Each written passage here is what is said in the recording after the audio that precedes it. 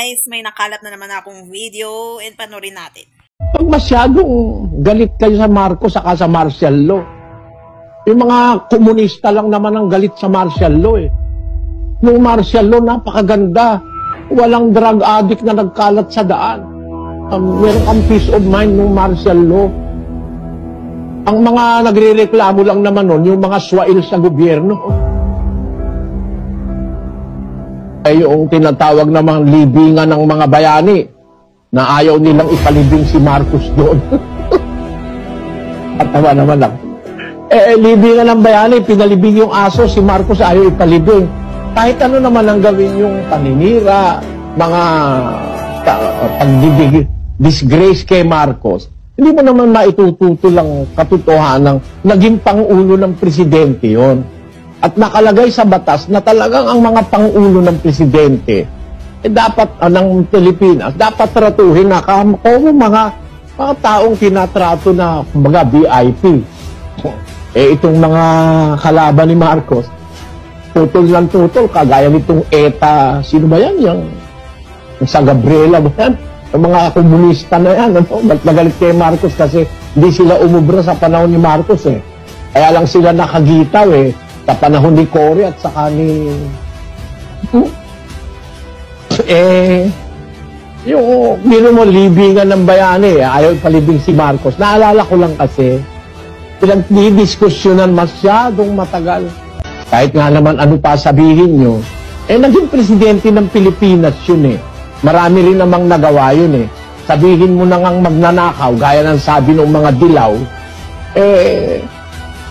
sabi nga nung isang nag-aral, paano magiging magnanakaw si Marcos ng $2 billion? Samantalang ang budget ng Pilipinas, sa loob ng panahon ng kanyang panunungkulan, wala pang 1 bilyon. Sa loob ng 20 taong nagpresidente si Marcos, ang budget na nahawakan niya galing sa Kongreso ay wala pang 1 bilyon. Saan siya magnanakaw ng 2 bilyon kung ang budget ng buong Pilipinas sa buong panahon niya ay 5 bilyon, bilyon lang na dollar? Meron ako nakitang ganung ulat eh. No? Oo nga naman, imposible nga naman na ang ka magnanakaw ng 2 bilyon na ang pera lang 500 milyon na dollar. Napakalayo naman sa katotohanan yata nun. Kaya yung mga naniniwalang si Marcos ay magnanakaw, maghunos dili na kayo. Pag masyadong galit kayo sa Marcos saka sa martial law, yung mga komunista lang naman ang galit sa martial law eh. Yung martial law, napakaganda. Walang drug addict na nagkalat sa daan. Oh? Makakaano ka, meron kang peace of mind ng martial law. Ang mga nagre-reklamo lang naman nun, yung mga swail sa gobyerno, yung mga manlalabag, kagaya niyan si Eta Rosales na yung mga kasama niya, yung mga komunista. Ni Pastor Eli, iwan ko pa kung buhay pa to parang past video to. Hindi mangyayari yan kung gusto nilang gawin yung martial law na yan. Yung mga pinaglalaban nga nila sa gobyerno is mali-mali. Siguro pwedeng sabihin mo ng noon, yung part ni Senior Marcos, is nagsisimula pa ang modernization of, evolution ng modernization. Ngayon, parang hindi natin na alam yung pinaglalaban natin, kung nasa tama ba o mali. Kaya kahit gawin natin yan, walang mangyayari. Wala pa rin peace of mind. Kasi maraming halang ang kaluluwa dyan. Tingnan mo nga ng pandemic, ang dami pa rin krimen, marami pa rin naaabuso, at pwede pa rin palaganap yung drugs na yan. Ang nakikita lang naman nilang tinitigok noon is yung nasaktuhan nilang may inabot at inabot. O yung tinitiktikan nila noon. Yun, nung sinabing sige, pwedeng pinatumba. Wala naman talagang drug lord. Yung mga, sabihin mo nang bumibili na maliliit na tao, or sabihin mo nang walang kaya, iyang mga may kaya. Hindi naman nila pinatumba. Ang tinitignan lang kasi nila na okay lang sa mata nila is yung may pera. Kung wala kang pera, kahit kaalay ka namin, kailangan naming i-sacrifice. Kailangan naming ikaw i-sacrifice. So, halang na rin ang pinaglalaban natin ngayon.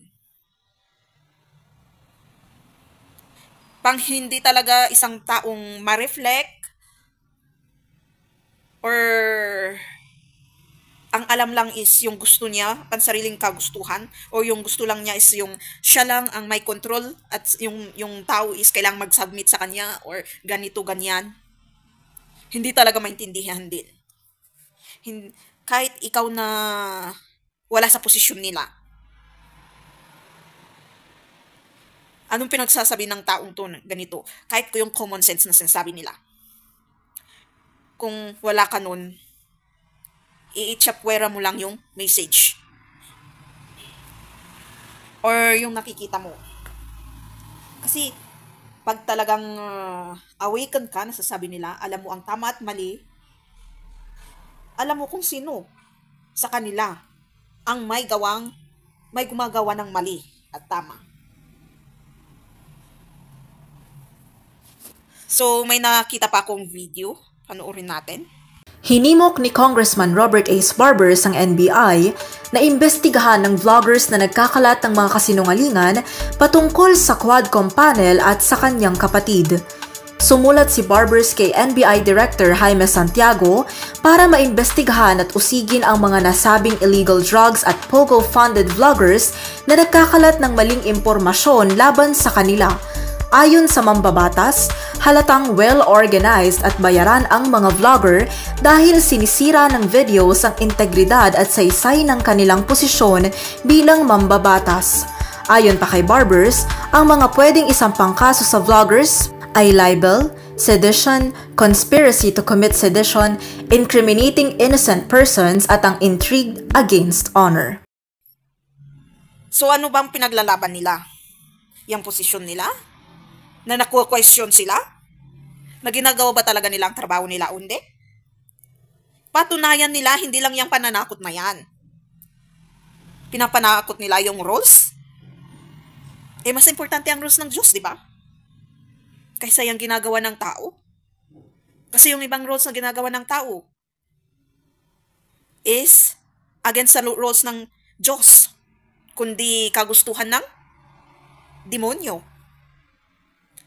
Para may i-control, para may i-suppress, i-oppress, para may apak-apakan. Yun naman yung ini-implement nilang rules. Na pag nabali mo yun, pwede ka nilang ikulong. At minsan, sa loob pa ng kulungan na yun, doon ka pa mapapahamak. Kasi minsan, nanonood naman tayo ng movies eh. Kung hindi nila ginagawa sa loob ng kulungan yun, imposible naman gagawa sila ng ganun na movies na hire sila ng tao na doon ka pa mapapamahamak sa loob ng kulungan na mismo yung mga kasama mo doon sa preso. Kaya huwag kayong matakot ipaglaban ang karapatan nyo sa katotohanan na yan. Ang Diyos ay ang nasa tabi nyo. Kung talagang ginagawa nila talaga yung trabaho nila, patunayan nila, hindi lang dada. Kasi lagi na lang bibig. Ang pinantatakot nila at yung laws. Kung talagang talaga sila, gagawin nila ang tama. Mag-unity sila at ayusin nilang trabaho nila. Hindi lang yung gagawa sila ng paraan para isave pa ang mali. Ano kayang pinaglalaban talaga nila? Or meron talaga silang pinagtatakban na hindi maganda. Kung talagang nasa tama sila na sinasabi nila, ba't sila magsasabi ng ganun? Ibig sabihin, meron nang umiiral na takot sa kanila naman, malalaman ng mga tao. Kaya biglang nag-implement sila ng ganun. For sure, pag may nakulong, meron nga. Meron silang tinatago. At yung nakulong na yun, biglang napahamak sa loob ng preso, alam na natin yan. At kung sabihin mo ng inimbenta, kasi ang dami-dami nating nag-share, nagbibigay ng opinion, nagsasabi ng katotohanan, na content creators, makinig kasi kayo na nakaupo dyan. Hindi lang yung kagustuhan nyo ang gusto nyong pakinggan. Sino ba kayo? Para sabihin kayo ang may hawak ng bansang to at buhay. Isa lang din kayong tao na hawak ng Diyos. Na walang karapatan apakan ang kapwa. Kasi yan ang pinapakita nyo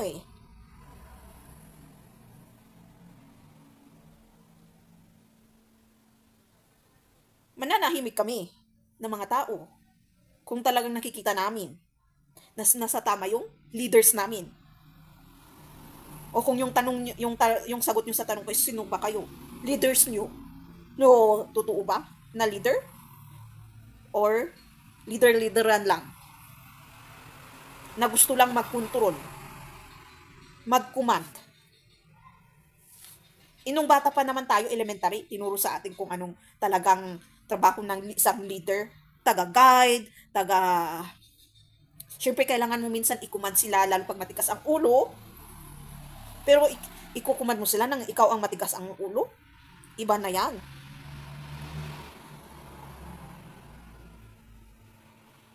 Excuse me.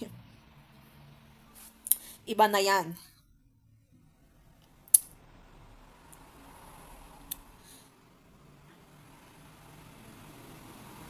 Kasi, pakikinggan mo naman yung leader kung nakikita mong nasa tama siya.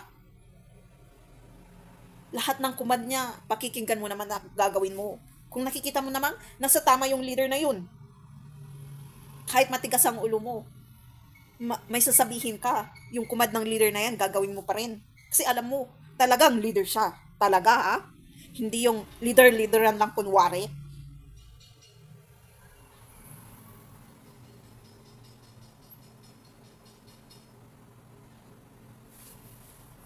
So, ang ending niyan, patunayan muna nila, sarili nila, na totoo silang leader. Mananahimik talaga ang mananahimik.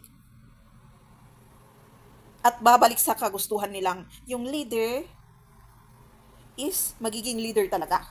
Hindi ko lang tinutukoy yung yung iisa, kundi lahat ng nakaupo sa gobyerno hanggang mababa. Kasi yung gusto lang nila nakaupo sila doon, tapos nakikita mo kung sino sila sa posisyon nila, tapos dapat magandang pakikitungo sa kanila, dapat ganito, ganyan. Kahit masama ang ginagawa sa'yo, dapat maganda pa rin ang tingin mo sa kanila, at yung posisyon nila ay panghawakan mo, at dapat irespeto mo sila. Hindi na mangyayari yan ngayon. Kaya nga, sabi nila, the world is shifted. Magugulo at magugulo talaga yung posisyon yung yan, kung anong pinaglalaban nyo, hindi lang sa gobyerno, anumang status mo sa buhay dito sa mundong to, kung hindi mo iayos yung sarili mo, magugulo at magugulo yan. Yung pakiramdam na parang laging may mali, parang laging may nag-a-against sa'yo, parang laging nakakasalamuha mong tao is pinapamukha sa'yo na may pinapamukha. Ibig sabihin yan, kailangang may tingnan ka sa sarili mo bilang isang tao. Kailangang mai-correct ka sa buhay na yun. May iba naman talaga sa yung tao na may concern na nga at tinitignan yung sarili para hindi maging isang problema sa mundo, pero tinitignan ng mga tao na hadlang sa kagustuhan nila. Ibang sitwasyon naman yun. Bilang isang tao na ganun, kailangan mo lang patunayan na huwag kang maalis doon sa posisyon na yun. Kasi idadrag down ka talaga. Yung ipapamukha sa'yo na wala kang karapatan na nandyan sa posisyon mo na yan. Yung kasamahan ng mga tao is lagi mong nakikita at nararanasan. Test mo na yun para lalong lumakas lalong maging wise na sinasabi nila, hindi maging unwise na katulad nila. Maging malakas palalo at mas mabroad pa yung knowledge intelligence mo or wisdom sa mga naranasan mo na mas mararanasan mo pa sa ibang tao. Dalawang klase lang yan. Nandun ka na sa part or sa unang part na tinutukoy ko. Parang palakasan na sinasabi nila. Pero hindi naman na tayo masyadong nasa righteous na sinasabi nila ng mga tao. Hindi na masyadong sabihin mo ng mahihirapan this coming years. Ngayon lang kasi nagsisimula na ma-implement yung the righteous way. Is parang nahihirapan.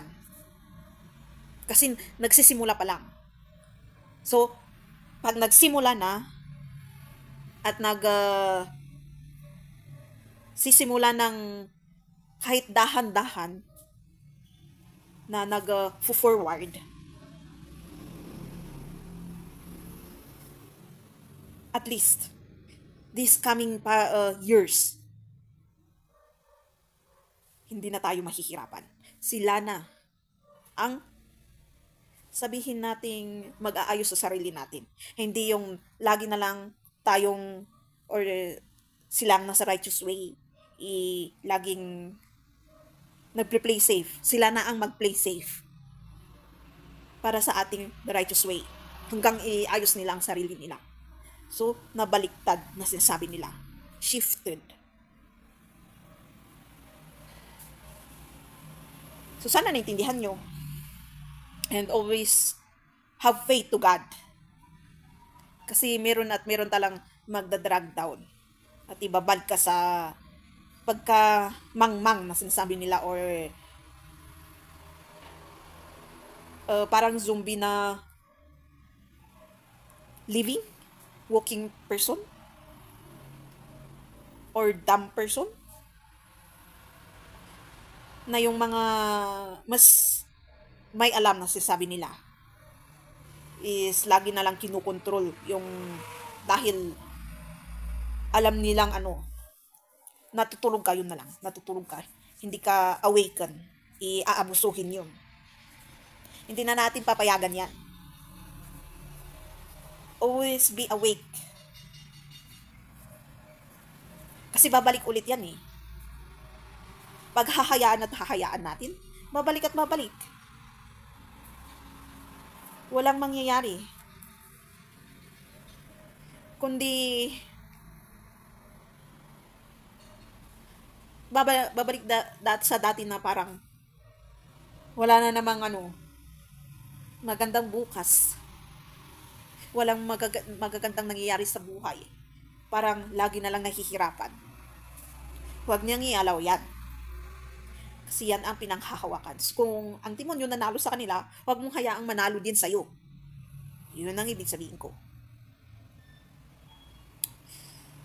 So, I hope na may naintindihan kayo. Thank you for watching. Don't forget to subscribe, click the notification, comment if you want, and share to get my next videos.